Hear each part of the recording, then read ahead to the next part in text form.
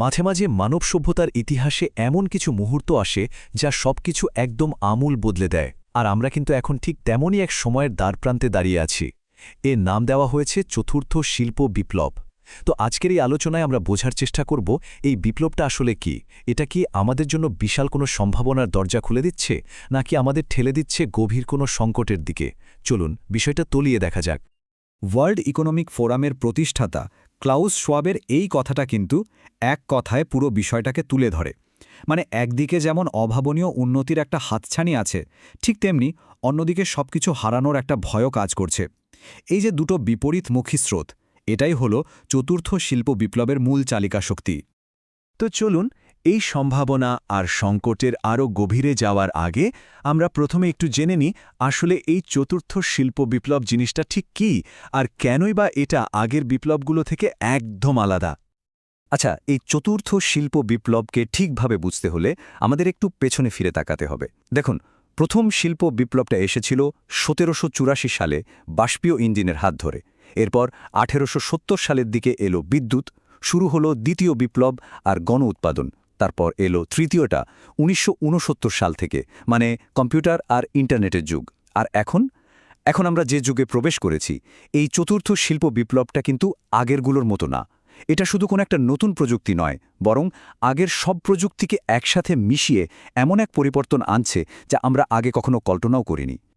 যদি খুব সহজ করে বলি, চতুর্থ শিল্প বিপ্লব মানে শুধু নতুন প্রযুক্তি আসা নয়, বরং এটা এমন একটা প্রক্রিয়া যা আমাদের ভৌত জগৎ, মানে যা আমরা ছুঁতে পারি, আমাদের ডিজিটাল জগৎ আর আমাদের নিজেদের জৈবিক অস্তিত্ব, এই তিনটাকে যেন এক সুতোয় গেঁথে ফেলছে। এই তিনের মিশ্রণই কিন্তু একে আগের সব বিপ্লব থেকে একেবারে আলাদা করে তুলেছে। আর এই বিপ্লবের পেছনে মূল চালিকা শক্তি হিসেবে কাজ করছে বেশ কয়েকটা যুগান্তকারী প্রযুক্তি। যেমন ধরুন আর্টিফিশিয়াল ইন্টেলিজেন্স বা এআই, আমাদের চারপাশের সব যন্ত্রকে একসুতে বাঁধা ইন্টারনেট অফ থিংস বা আইওটি, আর রোবোটিক্স। এখানেই শেষ না, আমাদের জিনের গঠন বদলে ফেলার ক্ষমতা রাখে এমন বায়োটেকনোলজি বা জৈব প্রযুক্তি, আর অবিশ্বাস্য গতিতে গণনা করতে পারা কোয়ান্টাম কম্পিউটিংও এর অংশ। আর মজার ব্যাপার হলো, আমাদের হাতে যে স্মার্টফোনটা আছে সেটাই কিন্তু এই সব প্রযুক্তির এক দারুণ উদাহরণ। ঠিক আছে, চলুন প্রথমে এর ভালো দিকগুলো নিয়ে কথা বলি। এই বিপ্লব আমাদের জন্য কি কি অসাধারণ সম্ভাবনা নিয়ে আসছে, যা হয়তো একসময়ে আমাদের কাছে সায়েন্স ফিকশন মনে হতো। অর্থনৈতিক দিকটা একবার দেখুন।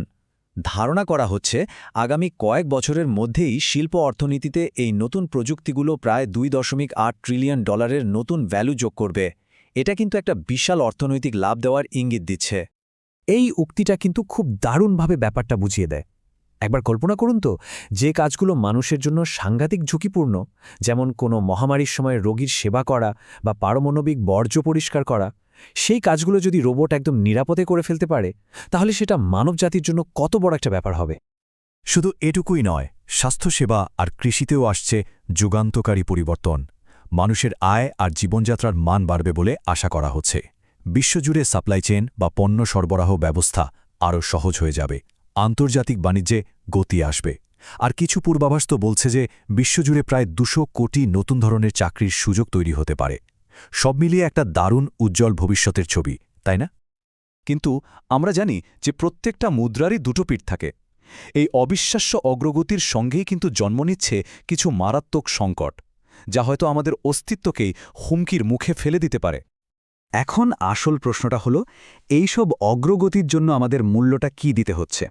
প্রযুক্তি আমাদের জীবনকে সহজ করার বিনিময়ে আমাদের কাছ থেকে আসলে কি কেড়ে নিচ্ছে? এই সংকটের একদম কেন্দ্রবিন্দুতে আছে শ্রমবাজার। স্লাইডের এই তথ্যটা একবার খেয়াল করুন। একদিকে বলা হচ্ছে প্রায় 200 কোটি নতুন ধরনের চাকরি তৈরি হবে, আবার অন্যদিকে ওয়ার্ল্ড ইকোনমিক ফোরাম বলছে 2025 সালের মধ্যে কৃত্রিম বুদ্ধিমত্তা বা এআই প্রায় 8.5 কোটি মানুষের বর্তমান চাকরিটা কেড়ে নেবে। এই যে একটা অবিশ্বাস্য বৈপরীত্য, এটাই কিন্তু আমাদের সময়ের সবচেয়ে বড় চ্যালেঞ্জ। আর সংকটটা কিন্তু শুধু চাকরির বাজারে সীমাবদ্ধ থাকছে না। ধনী আর গরিবের মধ্যে সম্পদের বৈষম্য আরও বাড়ার আশঙ্কা আছে। পরিবেশের ওপর পড়বে মারাত্মক নেতিবাচক প্রভাব, যেমন বর্জ্য বেড়ে যাবে, ডেটা সেন্টারগুলো থেকে কার্বন নিঃসরণ বাড়বে, আমাদের ব্যক্তিগত তথ্যের গোপনীয়তা বলে হয়তো আর কিছুই থাকবে না। আর ব্যক্তিগত ও জাতীয় নিরাপত্তা দুটোই মারাত্মক ঝুঁকির মুখে পড়বে। বেশ, এই যে বৈশ্বিক পরিস্থিতি, এখানে বাংলাদেশের অবস্থানটা ঠিক কোথায়? চলুন এবার একটু দেখি।